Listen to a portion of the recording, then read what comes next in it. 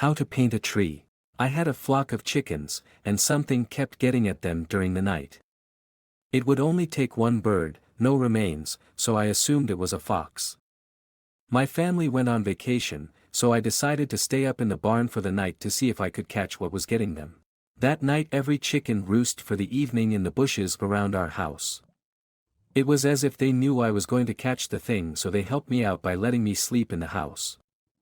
I lay on the porch in a sleeping bag with an old lady blue plaid nightgown and a mag light in my hand. About 1 a.m. I hear a squawking sound. I jump up with the flashlight, run outside, and see something smallish with a hen in its mouth. It runs to the tree line and I follow it, cursing the whole way. It drops the hen, which is dead, and as I point the flashlight into the trees I see it is a youngish raccoon. I pick up the chicken, start shaking it at the raccoon, still cursing. I then think, I am going to shoot this bastard right here and now. So I run back to the house, still holding the chicken and the flashlight, and look for a gun. The only thing I can find which is loaded is a semi-automatic paintball gun. I set the chicken on the counter, grab the gun, and run back outside. After finding the raccoon with the flashlight, still sitting up in the tree, I drop the light and open fire. Splattering the whole tree, raccoon and all, with hot pink paintballs I am screaming, "Take that you goddamn raccoon, that'll teach you to eat my chickens." Mind you, it is 1 a.m. I have neighbors. My rage finally quelled, I put down the gun and pick up the flashlight. All I can see of the tree are pink branches, no raccoon in sight. So I get a rocking chair, set it out in the driveway, and sit watch.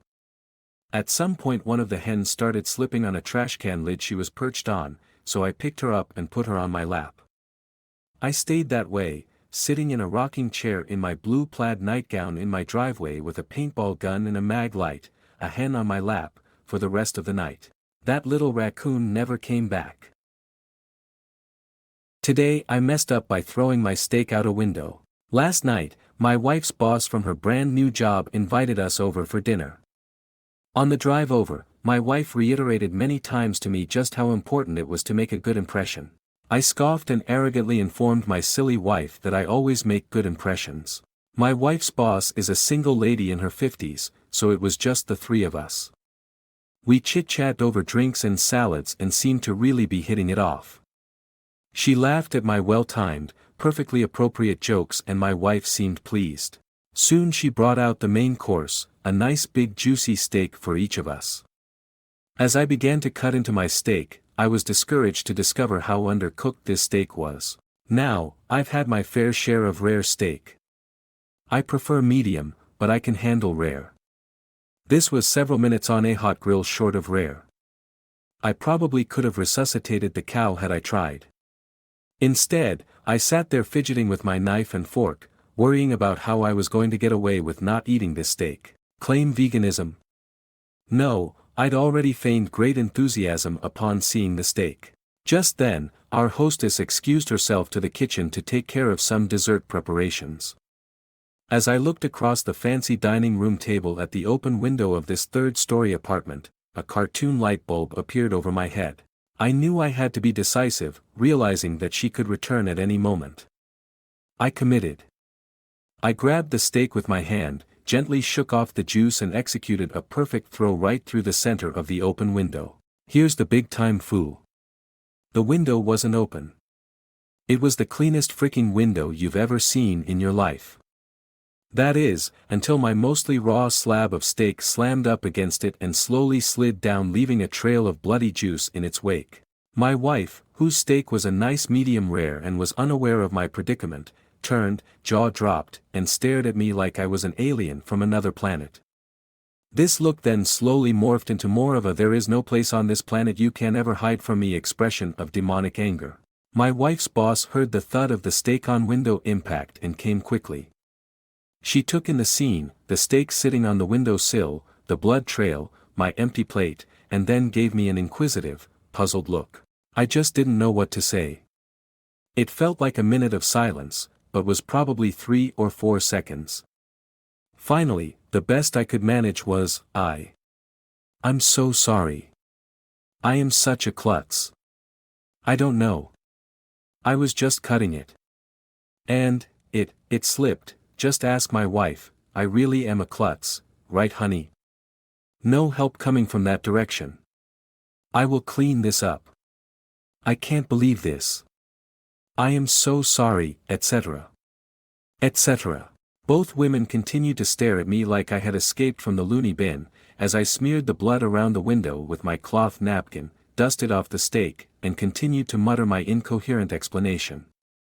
I knew no one was buying the story. I knew what I had to do. I sheepishly returned to my seat and proceeded to eat every bite of that disgusting, cold, chewy, bloody, raw steak. I remained pretty quiet the rest of the evening. My wife's only 2 words to me since the incident are, I'm fine. TLDR, tried to sneakily throw my undercooked steak through an open window, only to find out it wasn't open. Edit, thanks kind Redditors. Update, just got the first post I'm fine communication from my wife, via text, who is at work. Good news, boss name, and I just had a good laugh over how much of a fucking idiot you are. I hope you know you will never live this down. Love you, you moron. My experience doing an STD check. After having sex with the 4th girl of my young life at the time, I decided to get an STD check. Not for any physical reasons, mostly for the emotional reassurance. Anyways, I called my neighbor across the street who is 3 years older than me, basically my big brother, and I told him that I made an appointment to get checked and I asked him what it entailed. He said it wasn't too bad, they did a sperm sample, swabbed his dick, checked his blood etc. etc. So I felt pretty prepared going in there a few days later.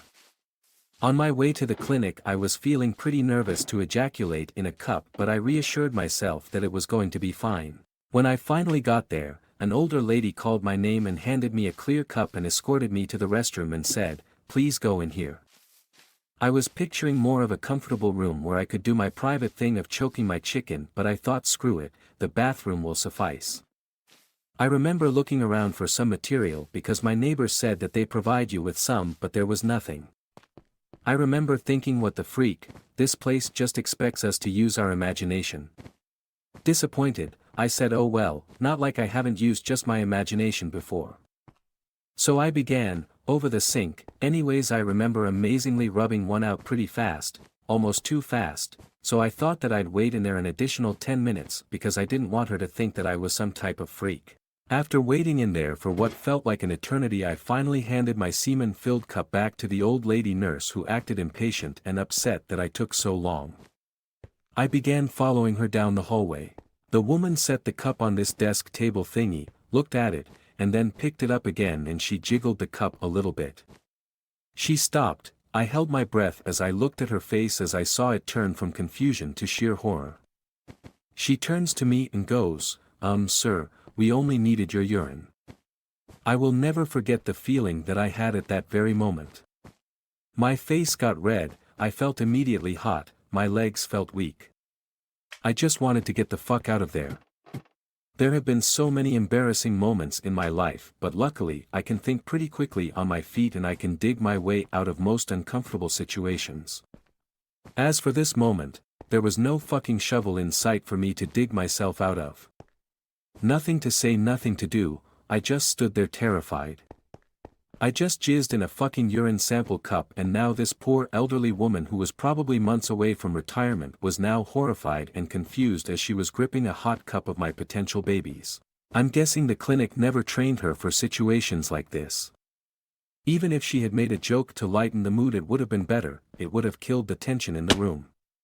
Instead she remained stoic. I felt awkward and scared, I felt like a monster. After going back to pee and a few tests later I got the F out of there.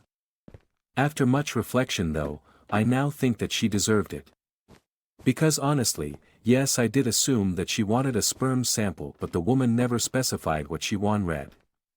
Therefore she assumed I knew too and when both people are assuming chances are that one of them is going to get a cup full of the other one's jizz. It's just the way it is. God I still cringe just thinking about that day. Sometimes when I'm looking at myself in the mirror, I randomly think of that old woman's face as she realized that she's holding a cup filled with my hot semen soldiers and I just bust out laughing and shake my head. Good times.